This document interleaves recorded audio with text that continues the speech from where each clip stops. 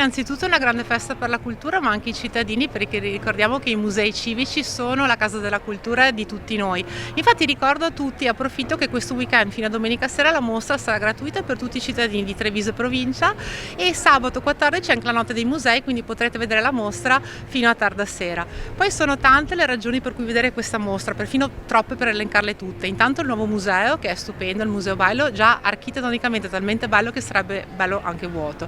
1500 metri quadrati di mostra in cui vedrete dai grandi capolatori, cito per esempio Amore e Psiche, ma anche alcune chicche come per esempio il cavallo preparatorio di uno dei gruppi più famosi del Canova, insomma, che è il gruppo del Teseo, e anche molte chicche trevigiane, perché questa mostra racconta anche uno spaccato di vita di Treviso durante gli anni canoviani, anche con delle chicche veramente inedite, come per esempio vedrete l'Arco di Trionfo che era stato costruito proprio per dare il benvenuto a Napoleone a Treviso, e tante altre cose ancora. E per le famiglie, e in particolar modo per i bambini grandi e piccini, e c'è anche un'altra chicca, che nella meravigliosa nuova Galleria dell'Ottocento si potrà vedere il primo esempio di cartoon animation in 3D applicato ad un'opera museale, e vedrete un'animazione che esce dai quadri. Quindi sono tante le ragioni, le grandi opere, territorio, trevigianità e un museo veramente meraviglioso. Vi aspettiamo.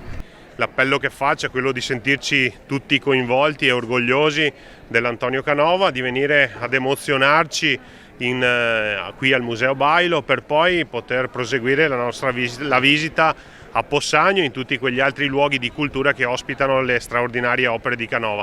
Siamo davvero emozionati e orgogliosi perché questa mostra nasce in pieno lockdown, e quindi pensare che in quella fase dove prevaleva la paura, il timore, l'incertezza, sia nata una mostra, vedrete, meravigliosa, è un qualcosa di davvero straordinario che corrisponde ai valori di Antonio Canova.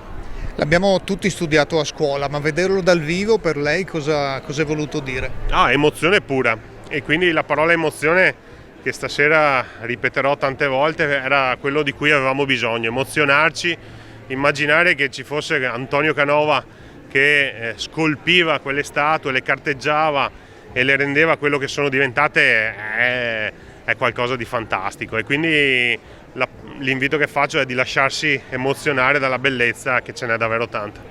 Quando voi entrerete qui, la porta, trovate 2 o 3 cose, l'Apollo del Belvedere, a confronto col Perseo di Canova, che è nato, Canova l'ha scolpito, a confronto con l'Apollo, cioè la scultura forse antica, forse più celebre e più osannata.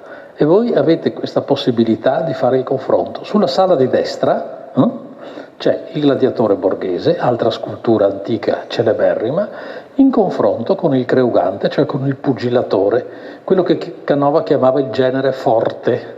Poi voi andate avanti e troverete una sala con l'Endimione disteso che dorme. È l'ultima produzione di Canova, l'ultima fase. Le sculture prima stanno in piedi, e questo è il culto dell'antico, no? Statua vuol dire stare. Le ultime opere di Canova sono tutte sculture distese.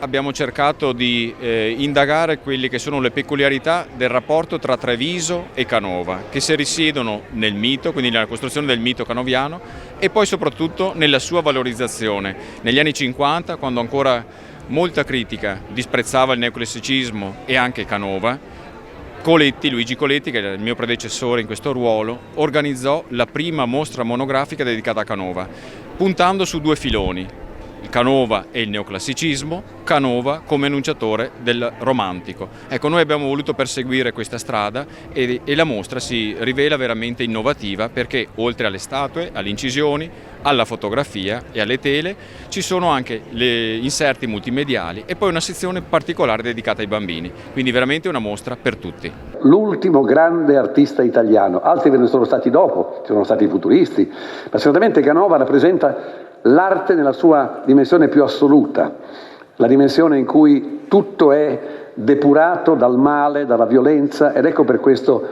egli può essere così alto simbolo di pace con la sua scultura per Kiev. Canova scolpì, dopo averla concepita in gesso nel 1812, una scultura arrivata purtroppo quando il committente ormai era scomparso. Era un committente che ammirava Canova e ammirava anche Napoleone, che peraltro stava immaginando di occupare la Russia.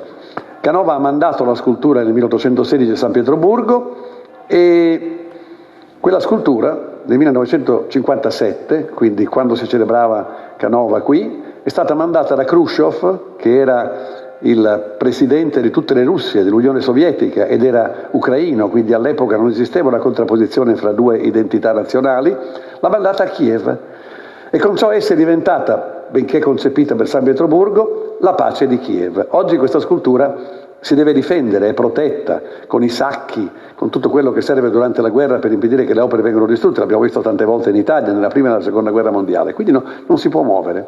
Ma noi ne abbiamo la prima idea, l'invenzione, il gesso, datato 1812, che è arrivato a Firenze, città gemellata con Kiev. In questo caso Canova è il più grande ambasciatore, quello che non è riuscito a fare Draghi, che sta tentando Macron, che deve tentare di fare il Papa andando a Mosca, lo fa Canova, indicando che nell'integrità di quella scultura, nell'immagine della pace, c'è l'unico destino possibile per l'umanità. Tutto il resto è distruzione e catastrofe.